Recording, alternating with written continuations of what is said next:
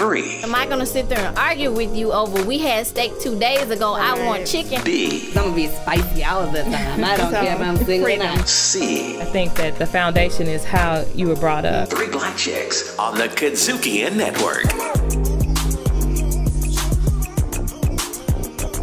What's up, everybody? This is the new season of 3BC, sponsored by the Kazukian Network. 3BC stands for 3 Black Chicks. We are here to uplift, empower, educate, and entertain women of color. And my sisters in the studio with me today are Marlene McGee, Stephanie Gatewood, and Tiasha Tonise. Ladies, question.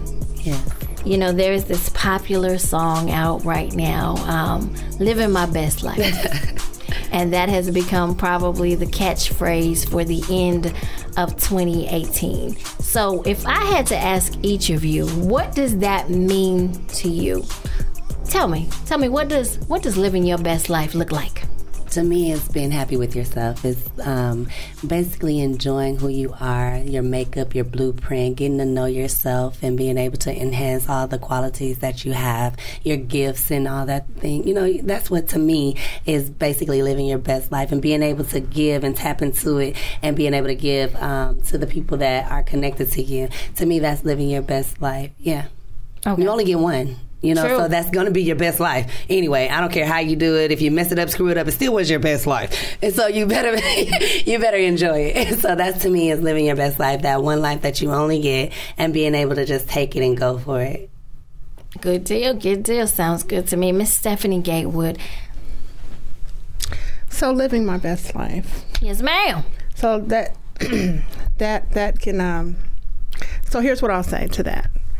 So I think that living your best life is thinking about all the things you have gone through in life and thinking how you have overcome them.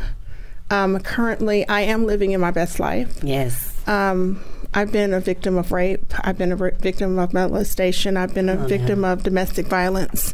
I've been a victim of my own circumstances, I say. I've been a victim of me being afraid to be successful. Yes. Being divorced for 8 years. I was single for 8 years. Single, literally single, not talking to nobody, not... So one reason that I need you to bring it is... It's been a while. She deserved it. Hey, she need all that. So, and especially being... living in a state of depression, knowing that your best life is everything that you have ever dreamed of, having that person to say that it's going to be okay, having a network of sisterhood that will say, you know what, you're not by yourself. We can do this, and here's why. So living my best life is just that. It's imagining where I have come from. It's imagining all the things that God has helped me to overcome. Yes, thank you. When you are in a professional world and when you're living with people who think that you're stronger than life. Oh my God, yes. You have to have that. You have to still live within those parameters. You don't want to let people down. You don't want to say, so when I was going through the domestic violence, I was afraid to go to people to say, this is where I am, because I am the helper. I help people. Who helps people? Who helps the helpers? Yeah. So I had to really, really take a seat back. I had to really be careful who I chose as a boyfriend or whomever, but it needed to be someone that was stronger than me. Okay. Right. Does that make sense? So here I am, still single, but living my best life. My best life is being able to wake up every single morning. It's living in the moment. It's being able to say, okay, I can make this for the next 5 minutes. For 5 minutes, it's dealing with a state of depression where I just shared with Marlene 30 days ago, I was suicidal. It's asking God to help you get through the unknown. It's not, was I suicidal because I was weak? it's because you are you're tired of life situations, and you have to have that strength. You have to have those people. So to me now, thank God, He is always surrounding me with people who are stronger than me, who know your worth. I'm living my best life now, thank God, because I have people like you and people like this sisterhood and people who really have your back. And so I would say to everybody that if you are questioning what your best life is, keep living. Yeah.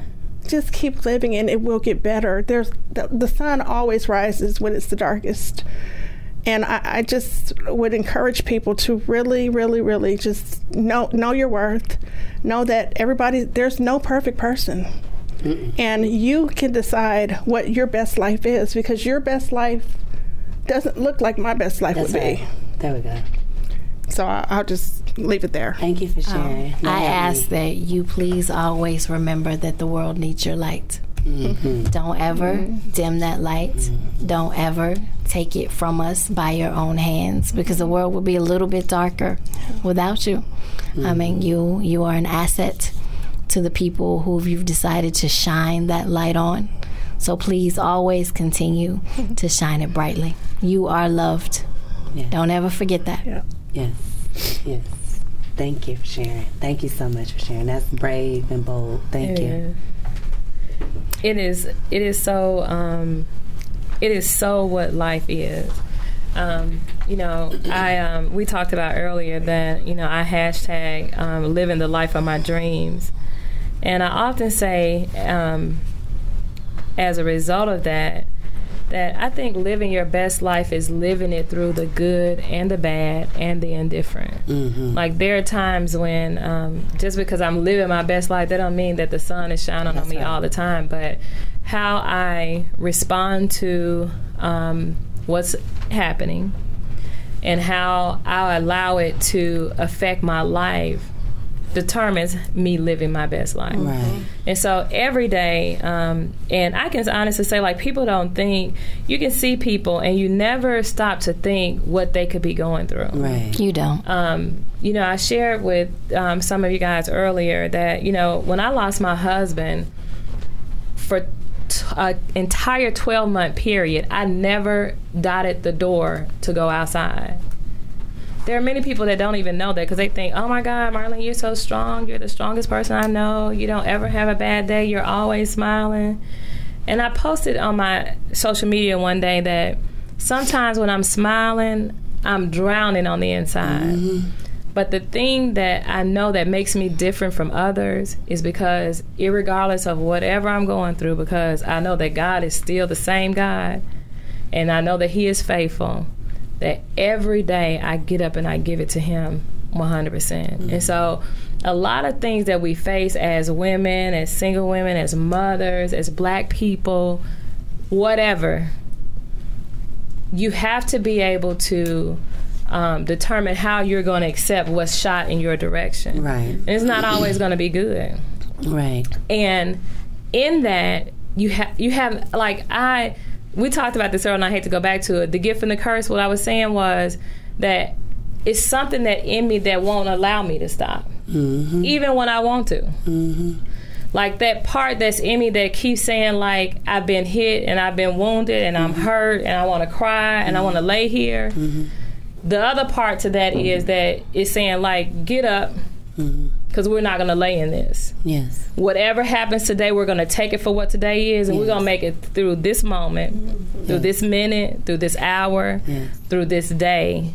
That's right. Until tomorrow. Right. Living your truth. That's living your best life, is to be able to enjoy the days when the sun is shining. That's right. Through the good and the bad. And to be able to push yourself. And that's a daily thing. I ask, I do a prayer call. I actually started a prayer call about 4 years ago with some ladies. It's about 10 of us that get on it in the morning. And people think they're like, oh my God, I never thought that about you. And like, I do it every morning, whether I feel like it or not, because there are days that I'm laying there saying, you know what, God, I don't even know if I'm strong enough for today. or I don't know, or I've lived through the things that I have experienced in life, and it takes something more. And I think if my message is anything about who I am, is that I'm so not superficial. That's right. And I am, like, I live life deeper than that. Yeah. Deeper than this. Deep, like, not shallow. I have to go deeper, because that's the only thing. We take on so much every day. We take so many hits. I tell my best friend, we talk every day, every morning, every night. And sometimes I tell him, I don't know how I take on so much in a day. It's like at the end of my day, I'm sometimes overwhelmed. And, a lot of times I think that's why I'm still single, because I don't know if I have any more to give after I've given it. After I've been the best mother I thought I wanted to be, after I have poured myself into my job, and I have been to my family and been to my friends, that sometimes just at the end of the day, I want to lay down and just rub my feet together and not have any more requests. Right. So And that's about, when looking at a mate, it's about having the person that understands that. Yeah. I mean, after you've poured out all day, you need to come home to someone that can pour into you. That's right. That recognizes that, no, you are not Superwoman. Yes. Today you need to spread your cape out and lay on it. Right. Yeah. and somebody take care of you. Yes. For a while, instead of when you get home, them asking you to take care of them. Right. Relationships are about balance. It's give and take. It's understanding. But when it comes to living your best life, the greatest lesson that I have learned in life is that your happiness is your own responsibility. That's right. It's not your boyfriend's. It's not your mama's. It's not your siblings. Other people can pour into your happiness. They can add to your happiness, or they can detract from your happiness. But your greatest foundation of your happiness comes from you and the Lord. That's right. And That's once right. you recognize that, you'll also have discernment, because you won't let people keep coming into your life Draining and and disrupting taking. your That's happiness, taking your peace, having your mental stability being challenged. That's right. You'll be strong enough to tell those people to get away from you, because you are not adding anything positive to me. It's okay to say no, right? Oh, it's great to say no. It's great to say F you. That's right. Get away from me, Satan. Get up under my feet. That's right. Whatever you need to say That's right. to protect this world that you have to live in, and that you have to be happy with. Because I have one goal at the end of every day. I need to look in the mirror and like what I see. That's right. That's right. You are listening to 3BC, powered by the Kadzukian Network. Thank you to everyone that has been listening to us. It has been our pleasure to talk to you. And I would like to say thank you to Marlene McGee, Stephanie Gatewood, Tiasha Tonise, three wonderful black chicks who have decided to share their day. And we want to say thank you. Thank you. What a phenomenal host you are. Yes, very much so. So kudos to you. Yes. Thank you. I appreciate it. 3BC, hosted by Jay Henderson, recorded at Kadzukian Studios, directed, produced, recorded, and distributed by Kadzukian.